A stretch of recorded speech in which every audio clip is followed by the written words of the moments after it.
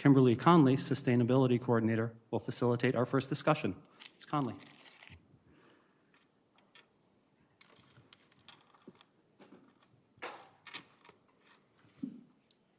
Good evening, everyone. It's nice to see you again. Thank you for having us here today.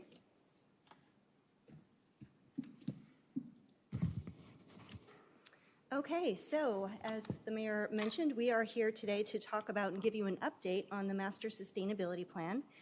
Specifically, we're going to update you on the stakeholder engagement, which we're actually kicking off with you all. So we're really excited to have this conversation today. We very much want this to be an open dialogue. And so we're also hoping to have some fun. Along with me today, I have Dr. Vicki Faust. She is the consultant that's helping us with the Master Sustainability Plan. So you'll be hearing from her in a little bit as well.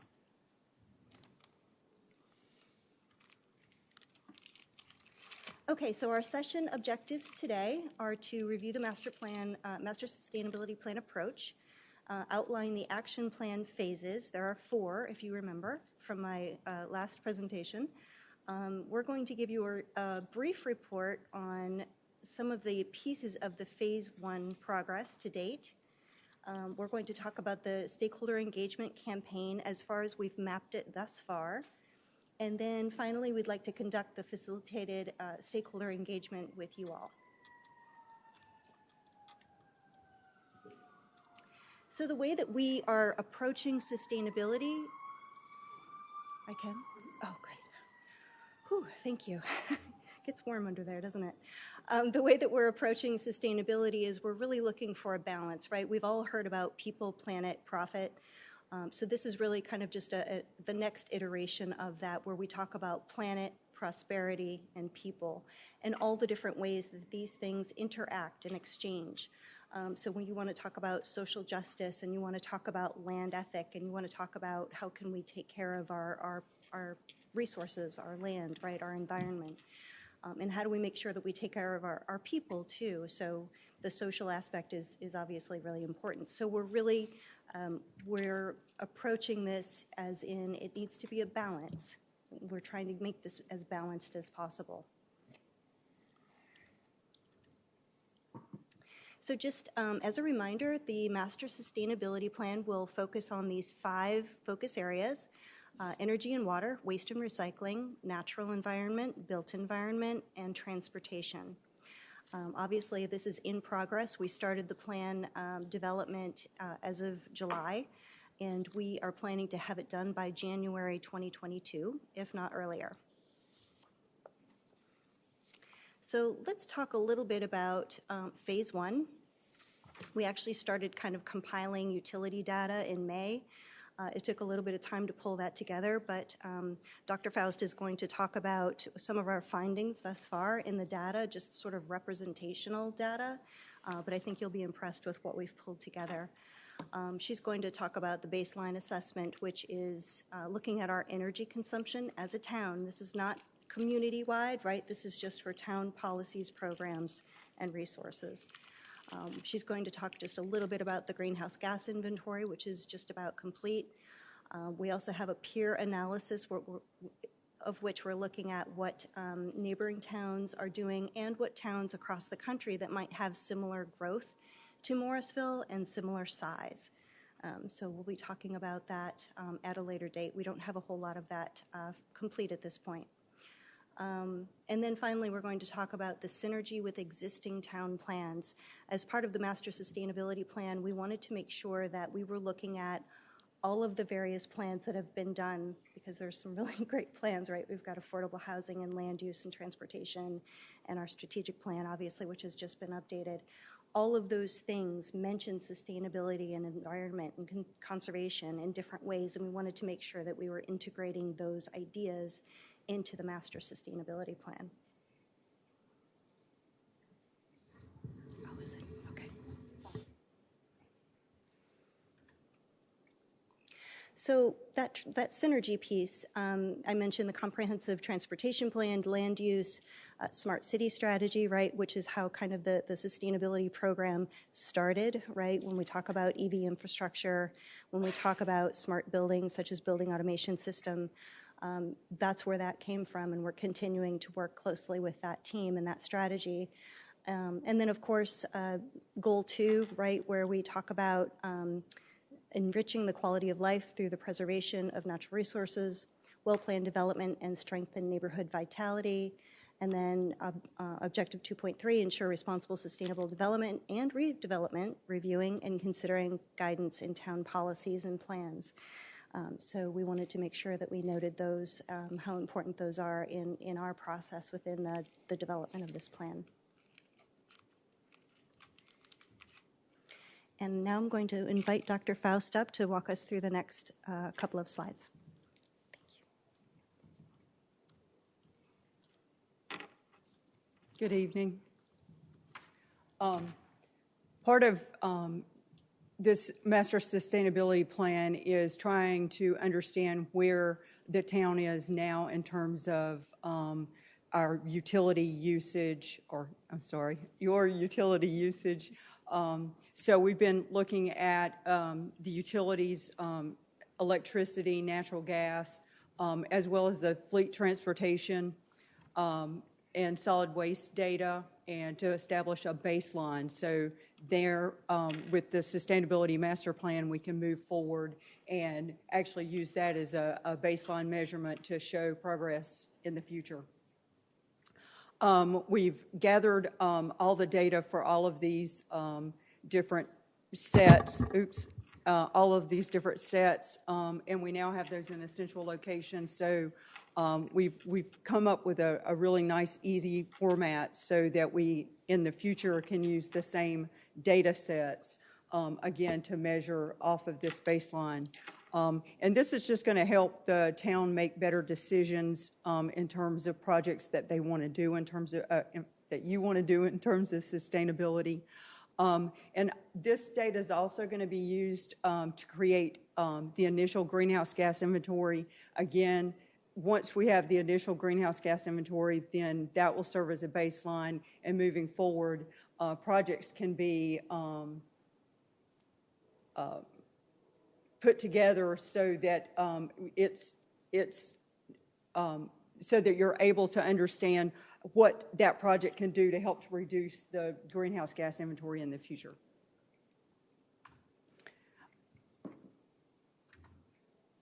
So with our utilities, their annual use for the water, we're at about 1-2 million gallons, and this is the equivalent of 130 homes. So again, this is just for the town operations. This is not for any of the larger community. With natural gas, about 31,000 therms, which is how we measure natural gas, and that's equivalent about 40 homes.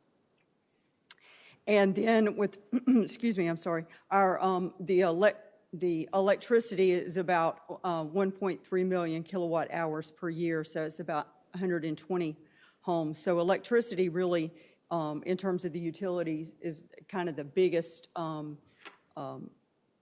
user of carbon.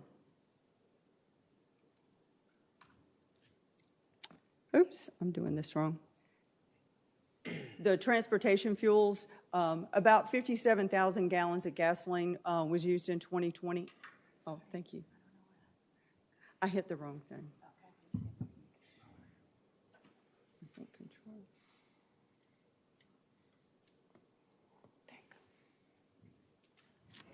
I'm technology challenged sometimes. So 57,000 gallons, again, this would be used in gasoline for the fleet for the town, and then diesel, about 13,000 gallons.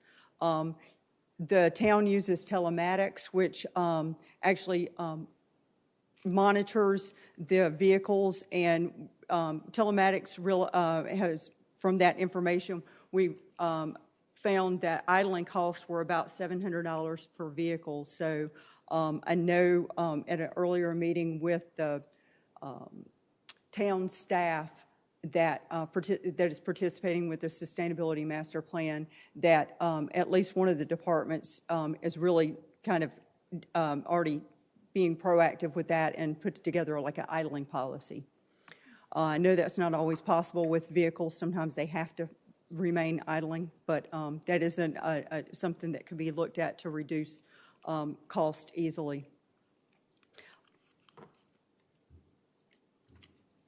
Solid waste. The town's doing a really good job with recycling participation. It's gone up, as you can see, from 2016, 20, and 21. It's gone up. I'm sorry, 2019, 20, 21 has gone up each year, and that's something that I know Kimberly wants to continue focusing on to increase recycling. When we dove down into the weeds a little bit more with it, we could see certain routes for waste and recycling participated more than others. We don't understand why, but we understand that it does. So again, this is where the data is really going to help us. Just the more we can get into the weeds with the data, we can really tickle out some observations that can be used to help drive the sustainability in the future. And I'm going to turn this back over to Kimberly to talk about Phase 2, the engagement campaign.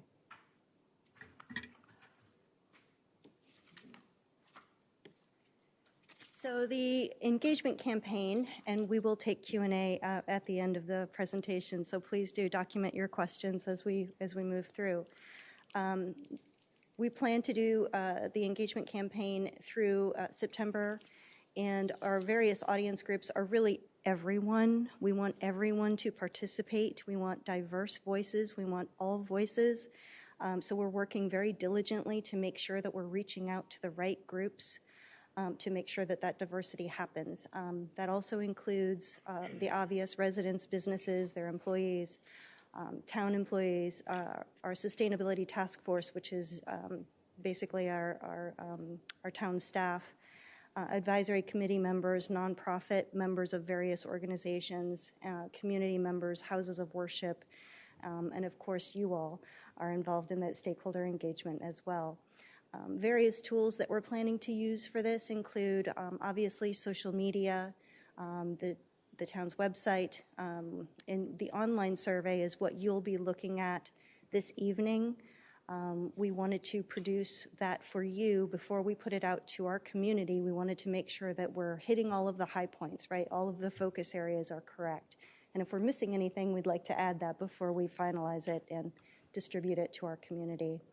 We're also hoping to do some focus group facilitation based on what happens with the Delta variant, obviously, but we're hoping to do a couple of different in-person focus group facilitations where we can really have more of a dialogue, most similar to what we're doing with you all tonight. We'd like to have more conversations about the survey and the topics within the survey.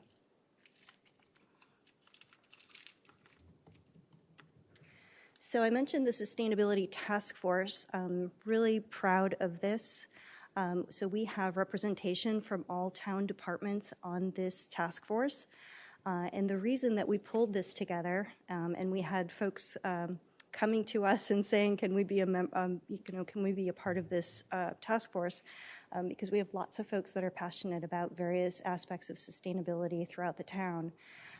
So it's really an opportunity to make sure that as we're developing projects and goals, that those who have been here, those who understand institutional knowledge, historic perspectives, can, from their department's perspectives, can bring that to the table, because those are really important to make sure that the goals that we set are attainable. So we're making sure that we have all of those voices and ideas at the table. So the little the word play there at the bottom, word cloud, we conducted some sort of a collaboration with flip charts, as similar to what we're going to do with you here, and asked, what does sustainability mean to you, right? And so you can see how that sort of fleshed out. So we have efficiency is very high on the list, environment, resources, reduction, future. So when you think about those things, right, that's what your town staff, from the task force perspective, thinks is most important when they think about sustainability.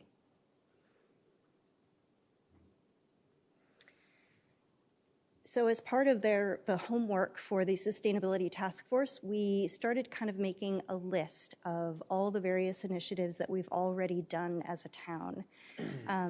We talk about oftentimes that sustainability, the official program, the formal program may be new, but sustainability is not new to the town. And so it's really important that we document all the ways that we've already been sustainable and try to quantify those ways. And that information will be included in our ultimate master sustainability plan at the end, our conclusion.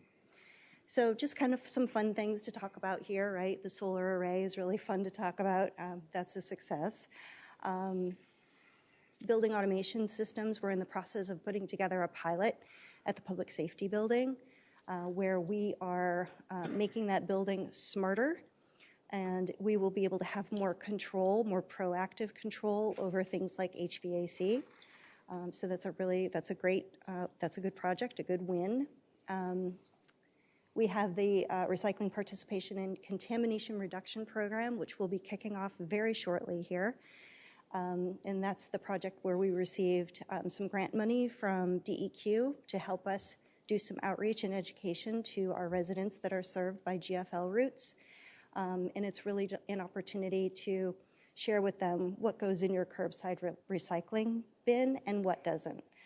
So we'll have, in addition to mailing out some magnets for that to all of our 6,300 residents that are served by GFL, we'll also have an extensive social media campaign, which is going to be supported by dedicated to our community NC. That's a leadership or a youth leadership group that has chosen to support sustainability for the next year. And so we're really happy to have their participation. We've also identified and participated in a couple of no-cost programs through Duke Energy. One of those includes Fire Station number 3, where we were able to get energy efficiency information, including carbon reduction and all kinds of recommendations to make that station as efficient as possible. And in some cases, we've used some area benchmarks, and we're actually exceeding some of our peers in that way. So I'm really happy about that opportunity. And that was, again, just a no-cost program through Duke. Obviously, we have the hybrid purchase policy, and I know none of this is new to you all, so I apologize. Vicki mentioned the idling policy that the police department has enacted. We're doing things like recycling batteries, recycling paper. We talked about Fire Station 3. They're going to have a myriad of different opportunities when it comes to sustainability options. And so all of these bullet points, all of these listed items came from the task force. We said, what has your department done to support sustainability? And they started raising their hands, and we just started listing everything and documenting it all because it's really important that it gets us thinking about all the ways that we are already doing sustainability, even if it's, hey, we don't print our annual report anymore, now we only share it electronically. Well, that counts. Everything counts. So it's just kind of changing a mindset and making sure that folks are thinking about all the different ways that they're supporting this already.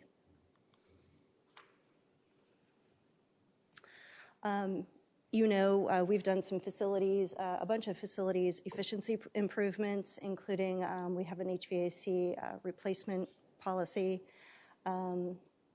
LEDs, right? We've converted most of our lights to LEDs, which has been a tremendous savings for us.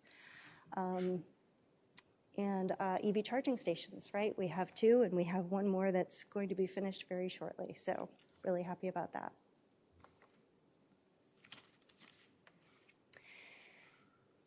So phase 3, that's the phase that comes after the stakeholder engagement piece. What we're showing here, that phase is the investigation and analysis aspect, and that's where we start to look at what have we collected for stakeholder engagement, what have we collected for peer analysis, and how have we quantified all of the projects we've already done as a town. And we start to look at those and say, what types of things, what types of projects could we actually do, right, to support our ultimate goals? What's reasonable? So this, what you're looking at here is sort of this guiding principles chart, and this is a chart that I'm borrowing from, from the city of Durham. Ours will not look exactly like this, but it provides the Sustainability Task Force a way to rank importance of different projects that we might be looking as a part of this investigation and analysis phase. So what is the impact? What's the operational feasibility? Is it cost effective? What does the public think about it? And how does it align overall? So that will be another to-do on the Sustainability Task Force, is to come up with something like this, the criteria and scale.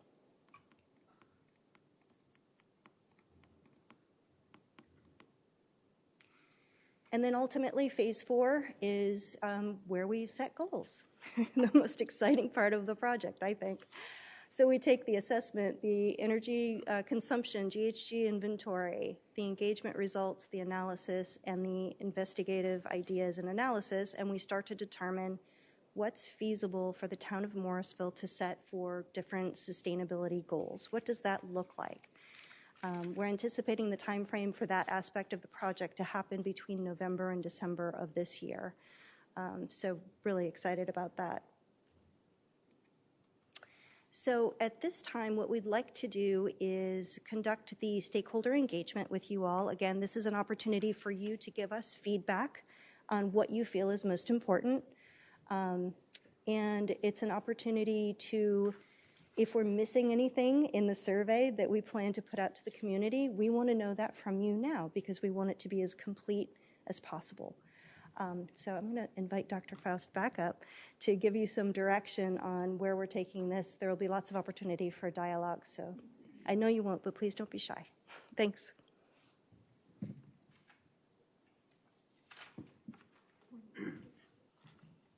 You don't look like a shy bunch to me. So we're going to do something that's a little interactive. Kimberly had sent the survey out to all of you, and there are 3 questions that we want to kind of focus on tonight, and we would like to get your feedback on how you would rank these different questions in the survey. So at the back of the room, we have questions 1, 2, and 3, and what we would like you to do, we've given each of you some nice little round stickers. So we have the first one to the very far left, this left, is pink, and then green, and then orange. I think that's orange. Yeah, I can't see very well. So if you'll take on the first chart and just mark your top 3, so rank those, and you don't have to write a number, just 1, 2, or 3, with your pink sticker, and then in the middle one with your green sticker, your top 3, and then on the far right one with your orange sticker. And then once everybody has placed their stickers, then we're going to come back and have a conversation about that. So I'll let you get up now.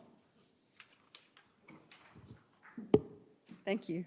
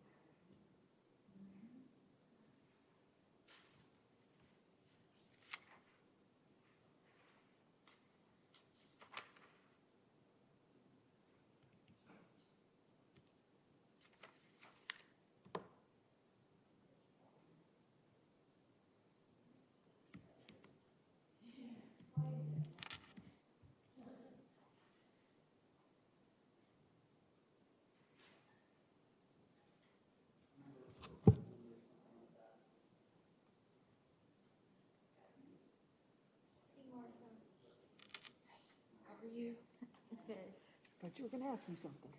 You just finished quick. You finished quick.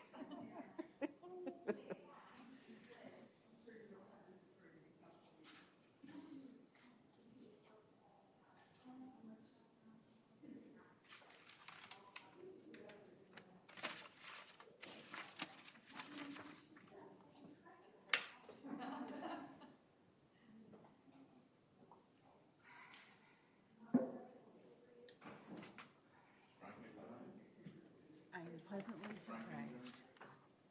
Aren't you? This is a good way to do stuff like this. He did not feel well. I had talked to him when he was. Oh, did you figure out what was going on with your back? I had to defend on the campaign trail. Right. That's true. Wait, how come I don't have a... Do I have a microphone? Hello? Oh, I guess it is one.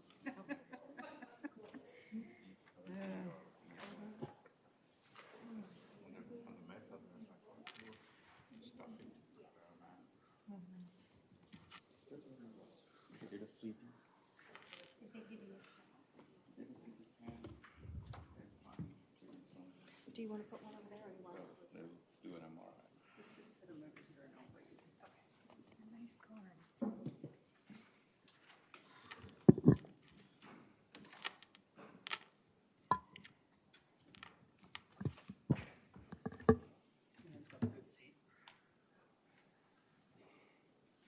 I'm trying to do a tally really quickly.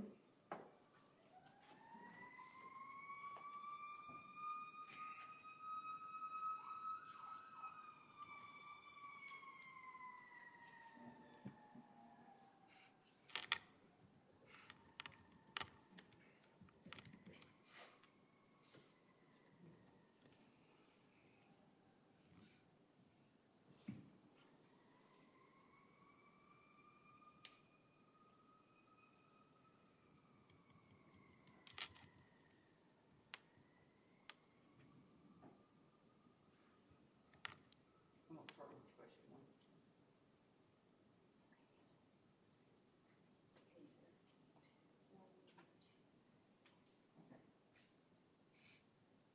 Thank you all for your patience. Just want to make sure we get this right.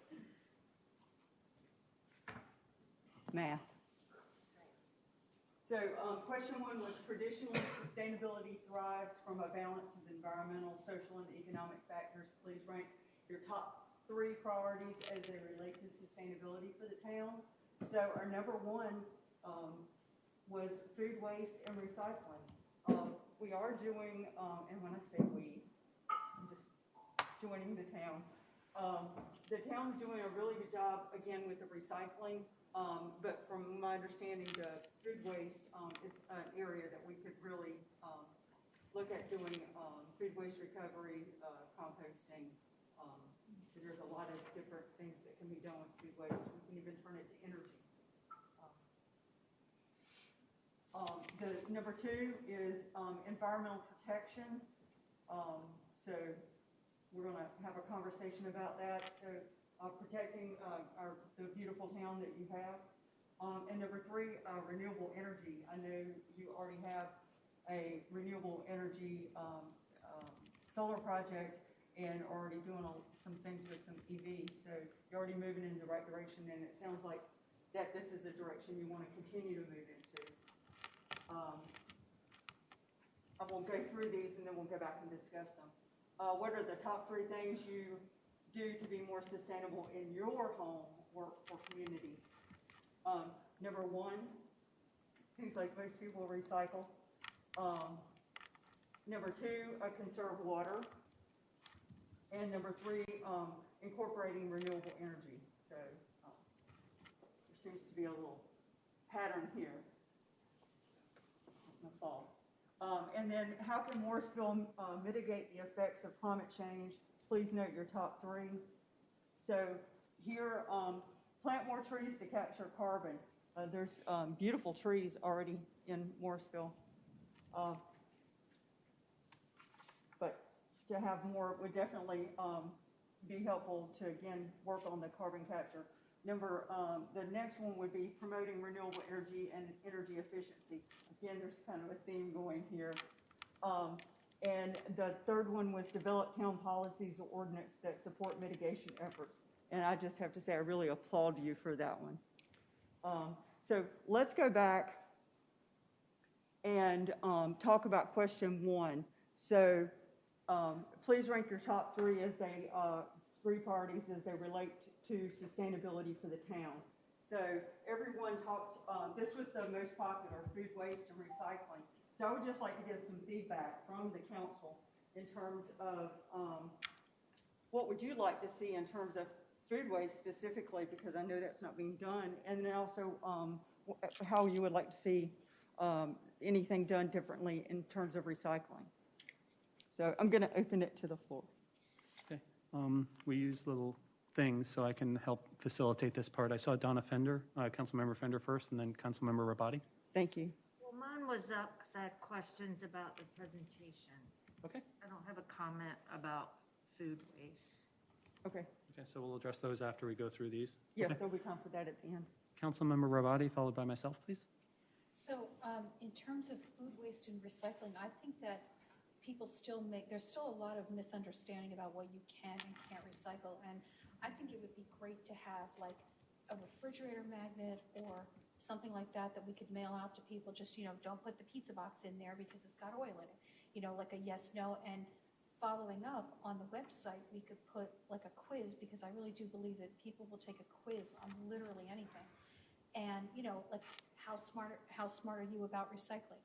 And like, make it easy enough for kids and interesting enough for adults. And I think those are 2 things we could do that would be comparatively low-cost efforts, but that might result in a really increased understanding of the whole subject. I think those are excellent suggestions. And I found with quizzes and things like that, once people know something, it's kind of hard to unknow it after you've taken a quiz. So it really does help people with their memory. And I'm going to let you speak, Kimberly, about the DEQ program just a little bit more and answer to that first one. Thank you. So we are mailing magnets to 6,300 of our GFL route recipients, and it'll be almost exactly what you described. So it's artwork that DEQ actually created, and it's statewide, so it's the same across the state. So it's very clear in do's and don'ts. And I agree, because things are changing so quickly, it's really difficult for folks to keep up with it. Pizza boxes is a great example. They're now acceptable at our material recovery facilities, and that's new. We just learned that when we went on a tour a few weeks ago.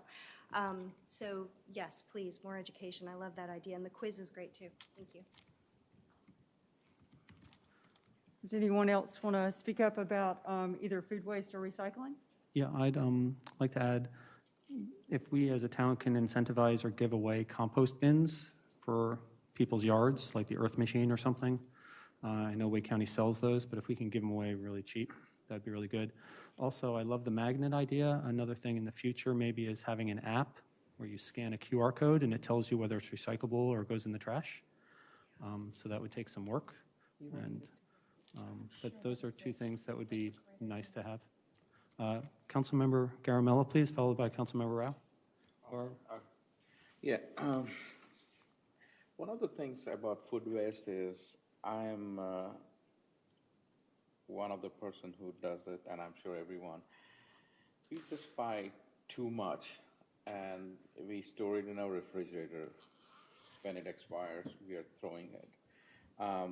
What kind of a civic engagement can we do to basically say, buy only what is needed, so that at least that's like we're always looking at the after effect of how to compost the food waste. But I'm like going a step higher. Like I go to Costco. Like if I had to just get milk, my bill is $200 to buy other things. And that's a common theme that we are doing time and again.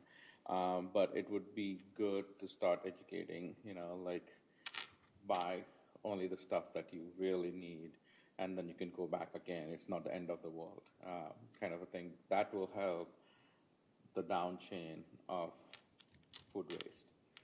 Because I think that education is missing in each one of us. I don't know for everyone, but I can certainly vouch because that's a common theme. That's a great idea, and it sounds like that could be something that could be integrated into the app as like suggestions, regular suggestions on how you can reduce. So you don't have to recycle or compost or. I know I started really being very specific with the grocery list and writing a full menu for the week and doing a grocery list. And just doing that one thing really saved us so much in waste. Thank you. Councilmember Rao, please. One of the things that I like to, that I've researched in the past is programs that incentive residents to recycle more. So one example that we've looked at in the past is pay as you throw, where, the more you recycle, the less of a fee that you pay. But the challenge is it's hard to change the behaviors. The way they do it there's a local company that actually did it. They actually give you certain bags and they generate the revenue by selling the bags, but they have their own logo, and you just basically, the more you recycle. So with the way it is, our rate is embedded in our tax rate, but for some, we're exploring having a fee. So this is what they call a pay-as-you-throw fee, where the more you recycle, the less fee you pay. I don't know how they do it, but apparently this model reduced solid waste footprint by $800,000 to $900,000 over like a year in some jurisdictions. So it might be something we can explore at the committee level, maybe, just in terms of these kinds of, innovative programs. So. Well, and with the data that we're collecting and with the baseline that we have, that's something that we can actually quantify and, evaluate whether that's successful or not. Thank you. Mayor Pro Tem Johnson? So I actually really love that idea. I love that idea of somehow incentivizing folks. And when you incentivize financially, it usually hits home, it hits your pocket, and it usually works, usually, not all the time. I do know many years ago when we talked about, I don't know whether it was when we were renewing our contract for solid waste or we were just changing out the rollout carts. The recyclable cart and the solid waste cart are just about the same size. And I advocated for a large recyclable cart, but to keep the other cart smaller. So that was an incentive, or would potentially be an incentive and a visual that we really want you to recycle more.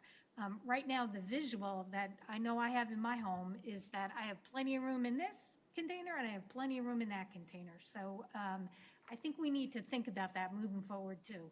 And although your data that you shared with us tonight, Kimberly, about how we are doing well in recycling, at least from 2019, 2020, and 2021, it doesn't surprise me because our committee has focused, and our staff too, has focused on that for many years. And so I guess that's the other lesson, that you need to keep up. You keep your eye on the end game, keep your eye on the ball, and eventually you get there. And it may take a number of years because these figures did not always look like this. So, thank you. Councilmember Fender? Yeah, I was a bit surprised that the percentage of people participating in recycling was only in the 60s. So, besides the magnets, are you guys going to do other initiatives to increase recycling participation? That's something that's being evaluated right now, is what are the best options. So at this point, it's kind of exploratory, looking at what's the best options, and then they will be presented, and that's what will take place in the third phase, where we'll evaluate from, what's going to be most efficient for the town to do, what can be done realistically, how much it's going to cost, and then kind of Pareto the different options to see, what's going to give you the most bang for your buck kind of thing. I really like Mayor Pro Tem's idea of having a larger recycling bin than the trash bin, because I know I run out of room in my recycling bin, and I'll still have plenty of room in my trash bin. I'd rather save the space in my garage, quite frankly. Yeah, and to that point, yes, we are doing other things to promote recycling, not only recycling participation, but also contamination reduction, right? So trying to get folks to stop putting those retail plastic bags in their recycle bin. That's about the worst thing you can do. So we are working with DocNC, as I mentioned. They'll be doing a pretty extensive social media campaign. They're doing videos, all kinds of fun things, really to kind of reach out to their peer groups, right? So we want to make sure that we're advocating and encouraging the younger kids to get involved in that as well. So we are working on that. And then MESC will also be looking at these options as well, because we look at the solid waste and recycling data on a regular basis now. So we'll be working toward that. Did anyone else want a first round at this before we do a second round? Okay. Councilmember Rabati, please. Could we put mini recycling centers around town, like one at the library, maybe where you could just drop off like plastic bags from Harris Teeter and magazines? Two things of which I have way too many in my house right now. So the things that would not normally go in the recycling bins? Yeah, it's things that you have way too many of because you know you're going to recycle them at some point, but that don't go into the recycling container in your house. But if you're going to the library, if you're going to the farmer's market, if you're going to, wherever, like maybe that's someplace where you could bring that stuff. I mean, you can bring pills to the farmer's market now. So maybe you could also bring plastic grocery bags and I don't know, whatever you guys think, like magazines, newspapers. I don't know what doesn't go and recycle at home, but I know those are two things I have way too many of in my house now. Or maybe even e-waste too, like batteries and. Yeah. And because I know a lot of people, there are a lot of towns that'll have like a hazardous waste place to take those, but people might do a lot more of that if there were more convenient drop-off locations. Oh, that's a great idea. So I know we showed the recycling participation. Do we also collect that for trash using RF codes or not? We do have that data. I just don't have it on we don't have it on the PowerPoint. That's fine. One other thing about the recycling is the considering modeling behavior that we want to see, like eliminate single-use plastics here at Town Hall or in all our facilities, and then move forward from there with those types of initiatives, encouraging retailers to not use plastic bags, but to have reusable bags. Like Trader Joe's is famous for trying to do that on their own dime. But if we can get in that space too and help out, would be two other possibilities. Circling to Councilmember Garamella. One thought is, I saw some of the slides that you were showing of, the recycling data. Some reason I feel we are not pushing hard to use the recycling data and the trash collection data hard enough in a way like we can, if the data is there, if we can basically pick subdivisions to subdivisions, how the recycling is doing, that would be, and put it on our town website. This is the overall, Breckenridge is recycling more, HO, this one is not. And these are the common themes while you can bring your recycling up. So kind of a healthy competition among the neighborhoods, which overall helps the entire town. And the same, I would say, for electricity. If you can get with, Dominion and say this subdivision, how much electricity they are using compared to the other neighborhoods per household, you can easily split it up. It will show, the usage is more, and same with water. Because town of Cary knows exactly how much water is getting emitted into the town of Morrisville. And if that can be split into, subdivisions, that gives a better view and then incentivizes the residents to basically have this friendly thing. Okay, how much sustainable each community is and each subdivision is. Councilmember Garamella, thank you for that. Actually, Rick, Ralph, and I have been discussing different ways to use the new open data portal to do exactly what you're referencing. We are going to pilot the recycling participation data in the next couple of weeks, actually, to try to encourage that competition and show folks without, penalty, but it'll just show routes, right, and who could do better. So that is something that we plan to share in the near future. So look for that. Thank you. Okay, so we allocated an hour for this. Are you hoping to do each of those sheets, 3 on each? Yeah, sorry. Because we could talk forever on each of these, so just trying to help you manage. No, I appreciate that. So we'll move to the next one, and we'll try to move a little bit quicker. Environmental protection was another priority for the town. So again, just kind of to open it for suggestions, things that the council would like to see in terms of environmental protection for Morrisville. Could you give an example or two? Oh, I recognize Councilmember Scroggins Johnson, please. When I looked at environmental protection, 2 things came to mind. One is stormwater. We have a great, robust stormwater program, and we want to make sure that we protect our water as well as trees. We are working very hard on our tree ordinance, our UDO, to do what we can to preserve trees. So those 2 things are very top of mind for myself as well as I'm sure the rest of the council. Excellent. Councilmember Fender?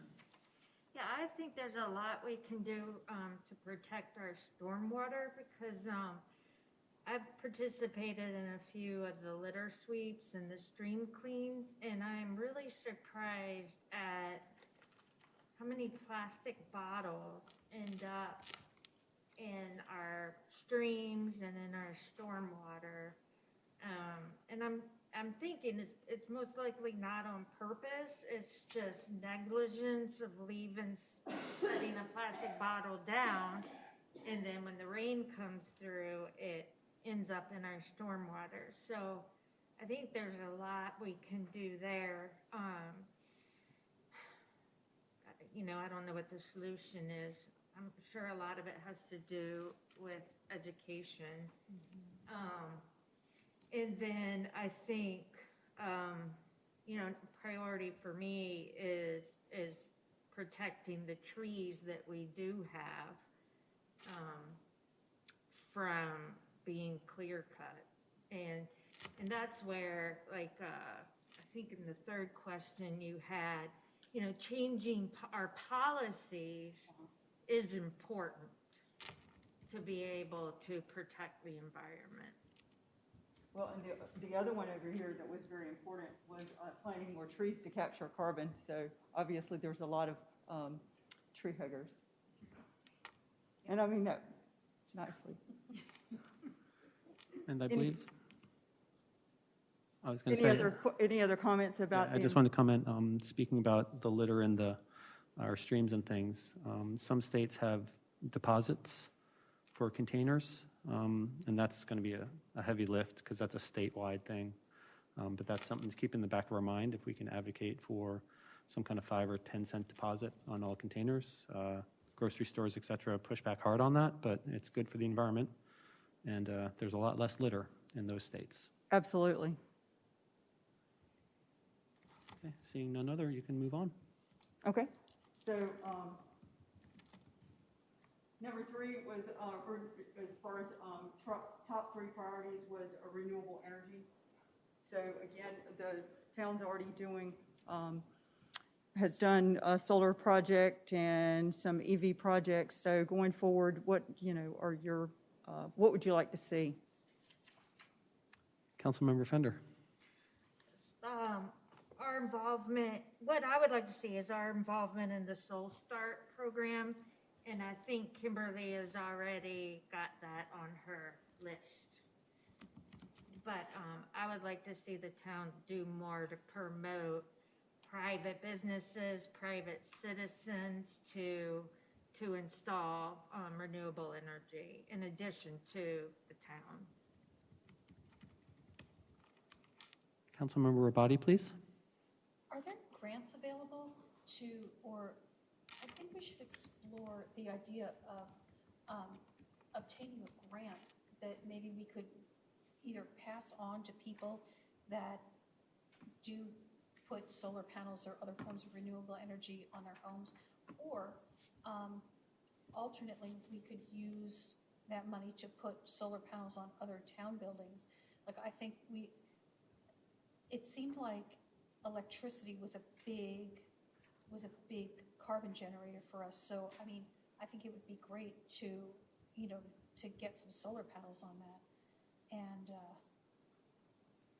yeah, that's what I think. I think we should, I think that any grant money that we can get or that we can use would be great. I know that Kimberly's looked into some of that and is already aware of some grant opportunities, like through Duke Energy, and I know some cities are looking at using like the recovery funds that are coming out to do that kind of infrastructure projects. So that might be something. More legislative was also the idea that Duke Energy sometimes makes it less easy to have solar panels. So that's more of a long-term, try to make sure that people are getting their value and ROI to encourage that. Mayor Pro Tem. So I know this one's a stretch, but we have HOAs here in town that have criteria and requirement when it comes to solar panels on rooftops. For instance, I know there's one where you can't have solar panels on your roof that can be seen from like a road. And I know that and sometimes that's the best place to put a solar panel, so therefore the household doesn't have a solar panel because they can't in the HOA. So I do think we need to keep on our radar that it's important to change and have some overall either state law or federal law that overrides all that. And I think back to satellite dishes. When satellite dishes first became popular, HOAs restricted them as well. And then FAA came out and overruled all that, and now you can have a satellite dish on your roof in a location that makes it successful for your home. So I think we need to keep this renewable energy and especially solar front and center and look for those opportunities to help advocate because I think the time will come and it's just that we need to rally when that time comes and do what we can in the meantime to keep pushing this notion that it's important and HOAs need to kind of come up with the times. Okay. Because, and I'll add real quickly, because most of the residential homes in the town of Morrisville fall under some HOA, and a lot of them have some kind of restriction. Councilmember Garamella, followed by Councilmember Rabati, please. No, that's a good point, Liz. I think in Breckenridge, we allow both sides because typically, ideally, they like south-facing, where they get maximum coverage of the sun. But if you are already a south-facing front house, and if you restrict them, then pretty much it's taking that thing away from you. I know, I think Kids Creek doesn't allow on the front, but I think looking at a bigger picture, we basically said, if the person is coming forward to put the solar panels and spending the money to do that, we should not be the person restricting that. So that's actually a good point. So yeah, and so if I can follow up real quick, so you just brought up something that we can help advocate on behalf of our residents right now at the HOAs here in our town, and also advocate at a state or a federal level. But we could do that right here, right now. So yeah, I'm glad Breckenridge. This is more of an architecture. This is not even a governance or anything like other bylaws. We switched it very quickly because we were getting more and more people doing it. It makes total sense. Do you have people that have put solar panels on the front of their? Yeah. Okay.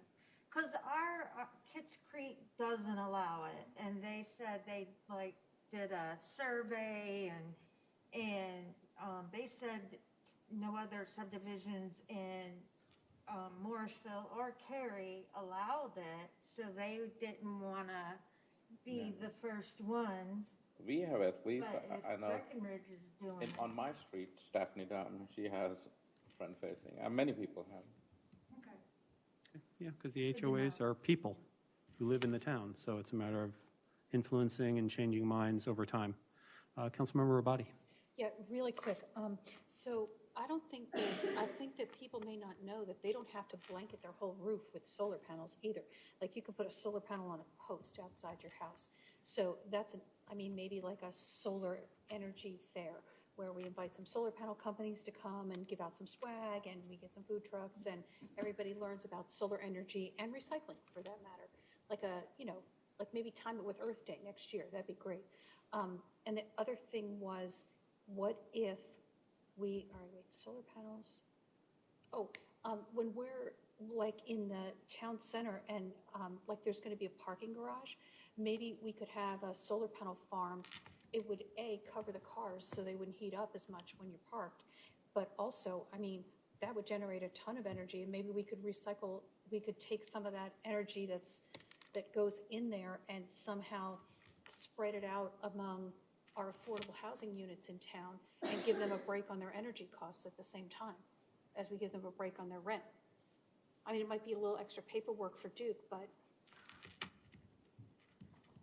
Love that idea. Sorry. Not seeing any other comments on that sheet. Very robust discussion. Thank you. So what are the top 3 things you do to be more sustainable in your home and community? We can talk about this some, but I can just already tell you're all very passionate about recycling, and I just applaud the entire council for your dedication to that. Conserving water, I know that was brought up with a couple of folks around your stormwater. So maybe if we want to spend just a few minutes talking about water conservation, if you have any ideas around water conservation, either for the town operations or beyond. Okay. Councilmember Fender, followed by Mayor Pro Tem Johnson, please. Just real quick, similar to what the mayor was talking about with giving out compost bins, we should do the same with rain barrels. I think you may be able to purchase them through Wake County, but we should make up, you have to go out and dig for that information and where to go to get it. It needs to be more accessible for people. I have a rain barrel. Putting it in is not that big of a deal. And I'd like to see us, implement rain barrels, multiple rain barrels on municipal buildings as well. Donna, what can you do with the rain, once you catch the rainwater? I'm sorry, excuse my ignorance, but what can you do with the rainwater once you catch it? Is it hooked up to your water system in your house, or how does that work? No, I use it to fill up Plants. my watering can. Oh, okay. To either water my house plants or plants outside in pots. Okay. Thank you. Mayor Pro Tem Johnson. So I'm going back to working with the HOAs again. So I've never received this ding letter, but I've had neighbors who have received a ding letter from the HOA saying that they're not taking care of their lawn. And it typically happens during the summer when your lawn kind of burns out and I'll tell you what, I refuse to water my lawn. I do not water my grass. I haven't watered my grass in, I don't know, decades. So I think that's a total waste of water. I do water my plants. I use the rain barrel too to help, but sometimes that's not enough. But maybe I need more rain barrels. But anyhow, I think working with HOAs and going back to some other folks talked about education. I think all of this is going to require a great deal of education with our communities so that they understand the ramifications of all the decisions they're making today and how to make more thoughtful and better decisions. And I think they're open to this. I think they're open to hearing what they can do. I think they want to help. So I think education is going to be a big piece. And I might as well add this right now because you asked it on the last question about what you want to see. So I'll just throw this out there right now. I would love to see a Morrisville Sustainability 101 class where those residents that are really interested in this topic can come over, I don't know, whatever, you all decide, number of days, hours, whatever, and can learn about all of this and how they can bring it back and incorporate it in their neighborhoods and then share with everyone. I think that would be incredibly successful. That's a great idea. Thank you. So also education about native plants and how that can save things. We're going to talk about lawns and things like that. Also, Town of Cary is pretty much our water provider, and they have different programs that I don't know how actively we support, like their Block Leader program to try to get rain education out to people. So maybe generate a stronger partnership with Cary and try to just amplify their efforts because I think they do a lot. Mm-hmm. But I think some of our people are falling through the cracks because it's not our town talking to them, and just use their water bills to promote some more of our thoughts and our programming too. So that could be a win-win both ways. So water conservation for the residents. Mm-hmm. Yeah, because I mean that's going to save them money and and do good. Okay. Did you want to go again? Councilmember Fender, please. Yeah, I forgot about something else I was thinking about. I don't know if this would be to conserve water for the town or a way for them to use less water. I don't know how much water we use with sprinklers and watering the plants that we put out. But if we implemented a policy where we're have less grassy areas and more native plants, perennials, wildflowers, and in that way you would get three benefits. One, less water usage. Two, less gasoline or diesel needed for mowing. And then three, promoting planting pollinator plants.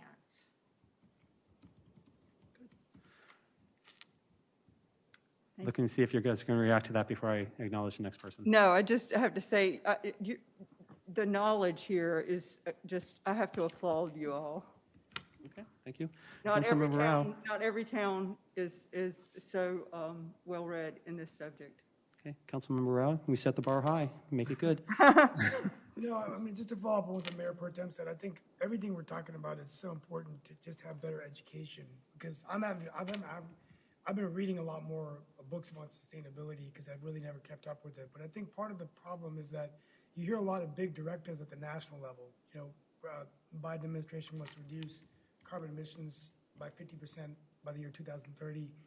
And then you look at the UN report that just came out with just in 10 years, water temperature is going to go up 2 degrees Celsius, 4 degrees, you're going to see climate change like we've never seen. And I think just, we have a sustainability, I love the idea of a Morrisville Sustainability Committee, but even our task force that we have for the town, I think all these cities should be doing those kinds of task forces and doing more education to citizens, because a lot of times, that's the thing I always have a hard time understanding is, like, for example, electric vehicles. You hear all these big things about General Motors saying they're going to, half their fleet's going to be electric. We only have 43,000 electric charging stations in the U.S. The president wants to get 500,000. But why would I would love to get an electric vehicle. I've actually been looking at buying one, but the reason I don't is because I don't know how, if I was driving on a trip, where am I going to go get a charging station? So how is that behavior going to change for people to buy the electric vehicle? unless they just do a massive, like even in Morrisville, we've made efforts, but we don't really have lots of charging stations, right? So that's a problem, I think, across the board in terms of just taking gas vehicles off the roads. So. That's a really good point, and I know a lot of cities and towns are grappling with the same thing, and I see fleets converting to hybrids now instead of EVs, just in that kind of interim until the infrastructure catches up so that it's actually feasible to use electric vehicles. Councilmember Rabadi, please. Could we partner with Wake County to talk to them about reducing solid waste, honestly, taking the single-use plastics out of a school would be a great start. Like, could we talk to them about, their maybe they'd pilot a program in Morrisville. That would be cool, like a sustainability program for schools, and they could get the kids involved, and like everybody could bring their own knife and fork, or they could, I don't know, they could like supply them or whatever. But I mean, something where the kids would be involved in the program, and then they would learn things about sustainable practices that they would take home. And I mean, nothing is going to get you to recycle like your kid going, are you going to recycle that? Are you going to recycle that? Are you going to recycle that? Until you just recycle it before you lose your mind, So that, I mean, we might kill two birds with one stone that way. So I learned something really interesting today. I'm part of the Southeast Sustainability Directors Network, and I heard from Durham County, and they have put a moratorium on purchasing single-use plastic water for the whole county, which I thought was really amazing. So I plan to learn more about that program, and I will report that back to you all because it's really interesting. I mean, maybe, I don't know how much money we have, but if we, what if we just in a pilot school donated some water bottles, like some, like those, that said Morrisville Sustainability Program on them or something like that, and and then the kids could bring them to school, or they could leave them at school and just fill them up there or whatever. But there go your single-use plastic water bottles, and they use like millions of those. A lot of college campuses have started doing that, where they give out the bottles and really encourage that. So.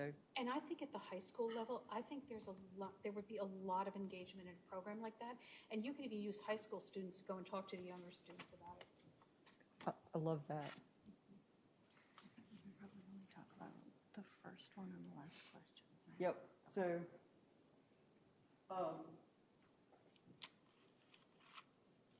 I'm going to move to this because of time. So, how can Morrisville mitigate the effects of climate change? To the top three. The top one that came up was to plant more trees to capture carbon. So, I know that we've already spoke to this a little bit in terms of what we can do around our trees. So in the last couple of minutes that we have to go over this, any thoughts on? Councilmember Garamella, please, followed by Councilmember Rabadi. I wanted to circle back to the previous one for a second. Okay. Because we talk about education, but I was thinking back of my mind, you got to understand the demographics of town of Morrisville too, from where people come and their mind process, and how do we change that kind of a culture, because that is the most important thing, not from Southeast Asia, where it's not common that the recycling and all those things are done. So it's a cultural thing. Some people do it, some people just think, it's not worth my time. So you had to bring programs that kind of goes into the culture of thinking, and then help it move forward, because almost 40% of the population is South Asian here. So that is something which is critical for the success of sustainability, to bring a change that they have never been used to. So that helps us in the long run, and including me when I started, getting the box. I said, why do I have to pull 2 trash cans all the time? And then slowly, as Liz said, recycling started adding up. It's a change that needs to take effect. So it's all second generation. The first generation people are coming. Schools are more aware, but the parents and the first generation are not that, So that kind of base level education is a critical thing that would help the town. Thank you. Councilmember Rabati, please, followed by Councilmember Fender. Yeah, I've been talking about this since I was on the campaign trail, but Cary has a tree archive, and I would love it if there was some plot of, a couple acres of just unusable land somewhere that we could take and start planting trees. And I remember I planted one, Donna planted one, and you paid I think you paid like $150 or something like that, and you plant a native tree. And there was talk, I don't know how far they got with this, but there was talk of an app where you would walk up to the tree and you'd be able to by your location, there was an app that would tell you who planted it and why and stuff like that. And it was just really cool. And so I would love to see us doing something like that. We could do it on a couple acres of land if we buy a plot and we only use some of it or something like that. I'd love to explore that. Councilmember Fender, please. For this last question about how can Morrisville mitigate the effects of climate change, I don't think there's one thing that we can do except maybe the developing. I think to me the most important out of all of these is developing town policies or ordinances to support the mitigation efforts. And then through that, you're planting more trees or conserving water and promoting renewable energy.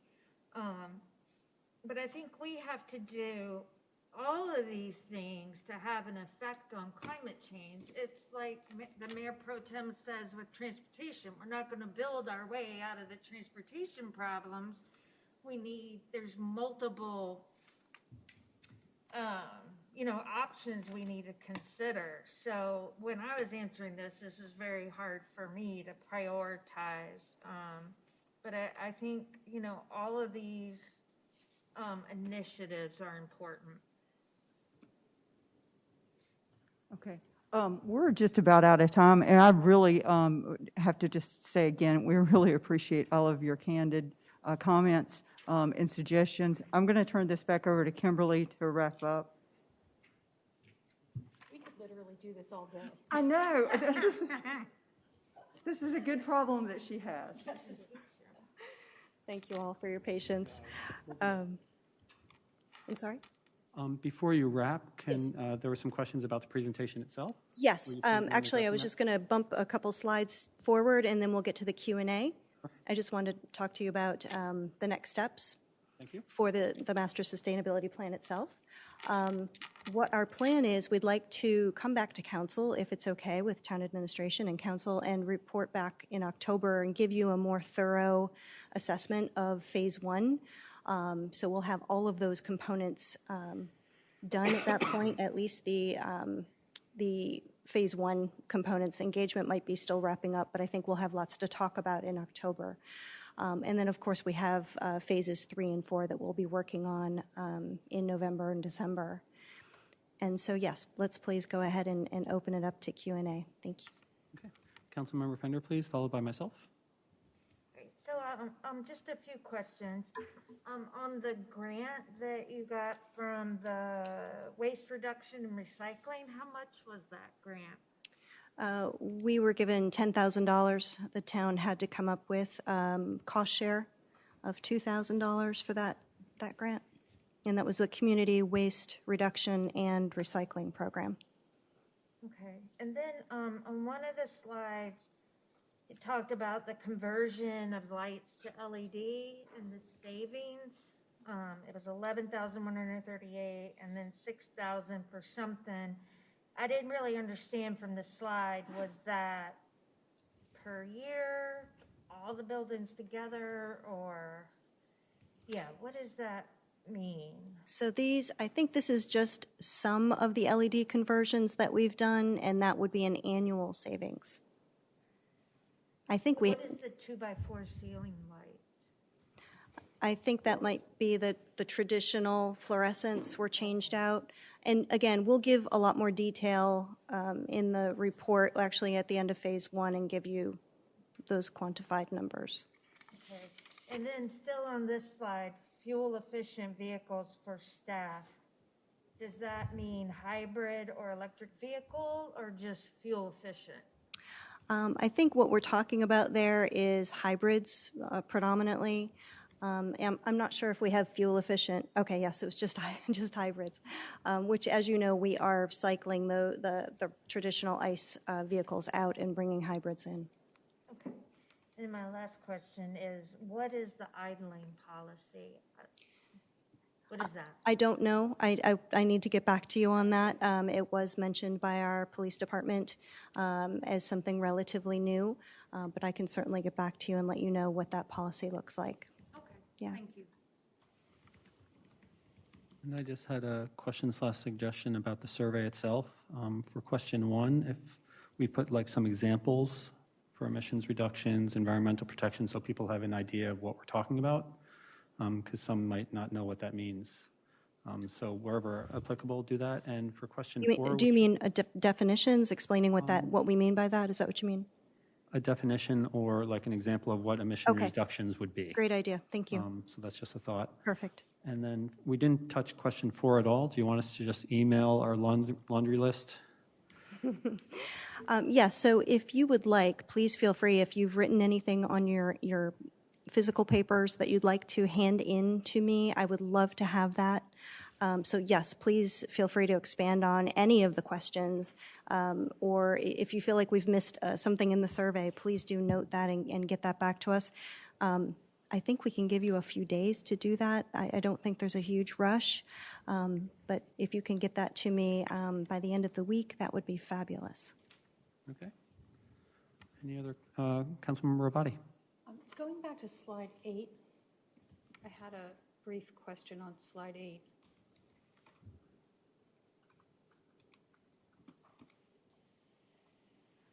Yeah, so could you explain to me, I guess I'm not really understanding this evaluation by homes. So can you explain to me like what would the goal be, like if our annual water usage is equivalent to 130 homes for the town, what would the goal be for something like that? Again, how will you set that? Right, so 130 homes is really an opportunity for us to use something representational that everyone understands, right? What does that, might we even come up with a water conservation goal? We don't know yet, right, because we're not there. Typically, I think what municipalities do is they look for percentages, and Vicki, correct me if I'm wrong, but look for percentages or opportunities, numeric values to say we would like to reduce our overall water consumption as a town by X number of gallons. Same with natural gas, same with electricity for that matter. Then, of course, we can look at carbon emissions as well. And the only other thing was, I understand that you're going to come back in October, but I would love to get frequent updates on how you're doing, what programs have started, what, that we can talk about in the community. That kind of stuff is very helpful. So, any update that you can, whether it's in council news and notes or whatever, I don't care much about the format, but it would be nice to get frequent updates on these programs that you're going to be doing. Certainly, I'd be happy to. I've been submitting to news and notes biweekly to try to give you a snapshot of the different things that we're working on, but it certainly doesn't touch on all of the things. Well, it seems like going forward it's going to be more program-oriented because you're going to start. So I'm just saying, I guess biweekly is fine if that's the cadence that you settled on, but it would be great to get a program breakdown. Mm-hmm. Okay, thank you.